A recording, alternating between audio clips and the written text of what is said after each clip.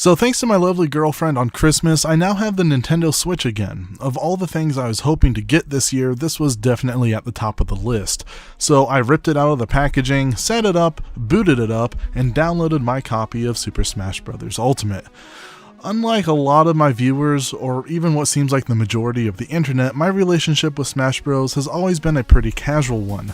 I played quite a bit of Smash 64, and when the jump to the GameCube arrived, I think I played Melee more than almost any other game at the time. I still remember the endless hours I poured into it in an attempt to unlock Mewtwo, who at the time was easily my favorite character. However, after that, Smash Bros. Just kind of fell off of my radar for a while. I played maybe a handful of hours on Brawl, and as for Smash 4, well, the 1 or 2 streams I did for it almost 2 years ago now was literally my first and last time playing it.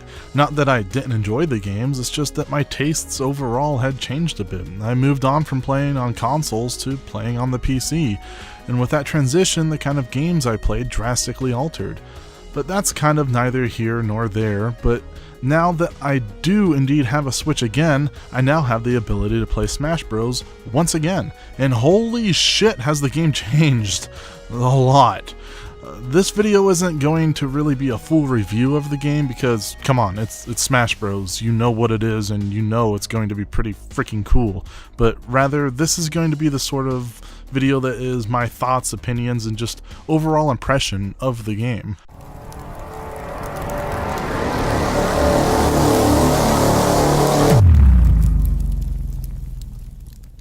Super Smash Bros. Ultimate is grand and epic, not only in its presentation, but also in its sheer scale. I mean, when they said everyone was here, they weren't fucking kidding. Like, holy shit, who even are half of these characters? As a game enthusiast, it truly warms my heart to see so many franchises and characters being represented. And also, on a side note, Waluigi wasn't added as a playable character because he's just the fucking worst. There, someone said it. Take your meme shit somewhere else. Jesus.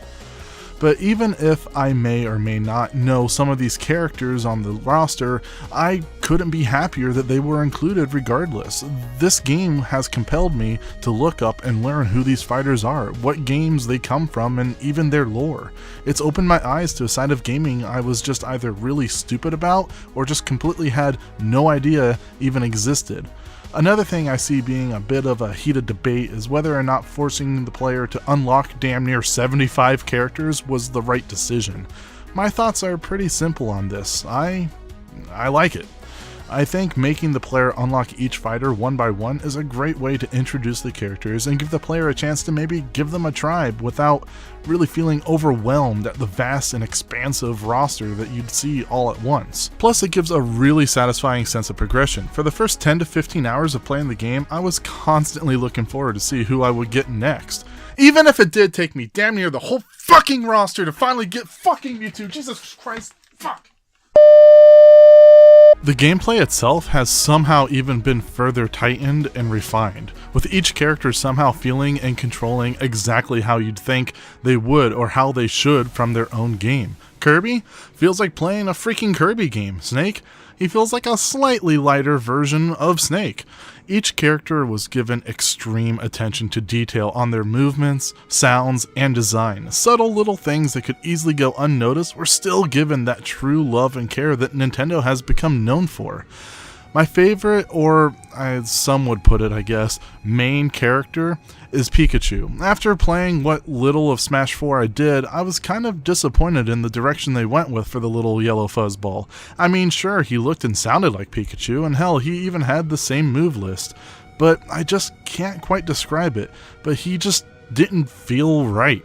I mean, by no means was he bad or unenjoyable to play, but compared to the other entries in the game, something just felt off. Maybe it was the increased overall speed of the game, who knows. But Smash Bros. Ultimate dialed the speed back just a little tiny bit, and I think it overall had an excellent effect on the game. Characters feel weightier, more responsive, and impactful. Without losing too much of the lightning fast gameplay the series has been climbing up to steadily over each installment.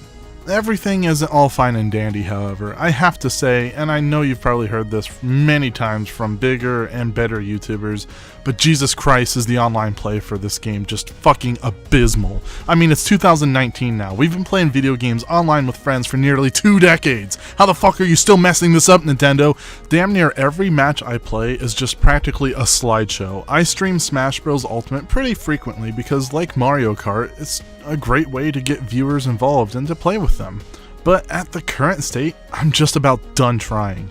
Unless you have the most impeccable internet service ever provided, chances are you're going to have a pretty shitty time playing this. I, myself, have top tier internet in my area. In fact, it's the best package my provider has to offer.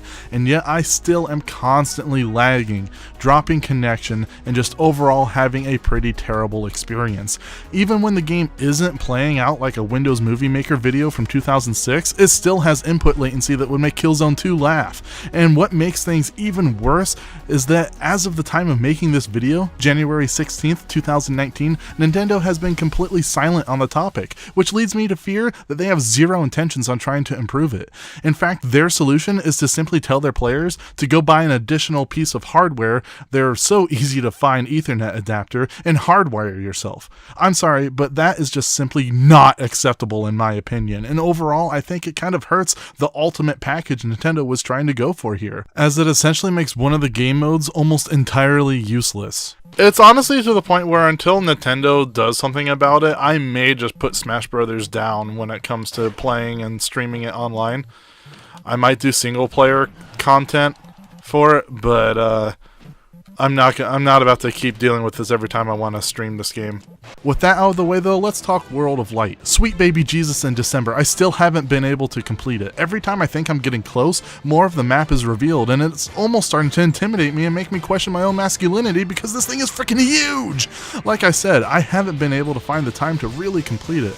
But I am just utterly impressed with this mode. I think it easily tops any sort of story they've went for in the past, and is the kind of innovation and aspiration that perfectly exemplifies what Nintendo is. I also don't want to say too much about it either, as some of the stuff in this is really unique and cool to experience organically for the first time. So I'll just end this part with a simple yes and 2 Jason Momoa thumbs up. Super Smash Bros. Ultimate also rekindled a long dying flame for me, something that was huge and such a riot in the late 90s into the early 2000s. Couch gaming. Ordering a large pizza, hanging out with a couple bros, and just smashing each other. It's an art that has all but died over the past generation or two of consoles. Even though somehow fucking Call of Duty of all games still has split screen multiplayer? Like, what the hell? But Nintendo has a magic unlike any that I've ever seen. No other developer, publisher, game creator, or creepy night janitor at your local high school has ever been able to tap into this quite like Nintendo can. Whether you're an MLG pro gamer that can do 360 no-scopes on the fly, Oh my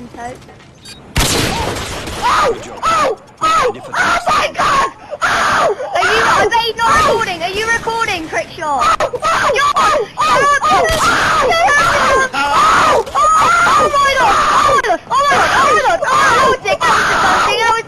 or you're a casual pleb playing Township on your iPhone 14, you can all enjoy a good game of Smash together. And I think what part of the great equalizer is the items that appear on the stage during a fight. Some help the player, some can literally almost make the player win, some will hinder your opponent, some will hinder you, and some will just cause pure madness to occur. Regardless of which you get, you're guaranteed to get a laugh out of it. I mean, learning the in and outs of your preferred character will definitely bring you closer to victory and give you an edge over the competition, but with items turned on, it helps to balance the field so everyone can have a good time. My girlfriend will often not want to play certain games with me, but if I ask her if she wants to smash, you better believe she'll be taking her clothes off before grabbing the Joy-Cons before you can blink. Super Smash Bros. Ultimate is exactly that. It is the ultimate Smash Brothers experience, with a ridiculously huge roster, more stages than I thought were physically possible to fit onto a cartridge, and a soundtrack that just screams momentum and pure unfiltered fun. This game has excelled and achieved what it set out to be. I know in the beginning I said this wasn't going to be a full review on the game, but I kinda went on way longer than I initially thought I would. There's just so much to talk about with this game, just so much to do and play. There is just so much content that I felt it would be almost impossible to do a real review of this game. I mean, we've been going for quite a while here and I still haven't touched on many of the modes and features, but for the sake of time, I will have to stop at some point. So maybe I should just give this game a score since I did cover the majority of what I wanted to talk about. So, Super Smash Bros. Ultimate, it, in my opinion, is the best the franchise has to offer, and quite honestly, I don't know how they'll move on from here. What would a future installment have? What can they add? Well, stage creation being brought back would be a start, or the home run contest. But I digress. Ultimate is freaking awesome. It's not perfect, but it gets damn near close. So my final score for Super Smash Bros. Ultimate is a 9 out of 10. You'd be looking at a perfect score here if they didn't fuck up the online play though. Anyways, I hope you guys enjoyed my video/review for Smash Bros, and if you did, be sure to click that thumbs up button and subscribe for more. Thanks for watching, guys.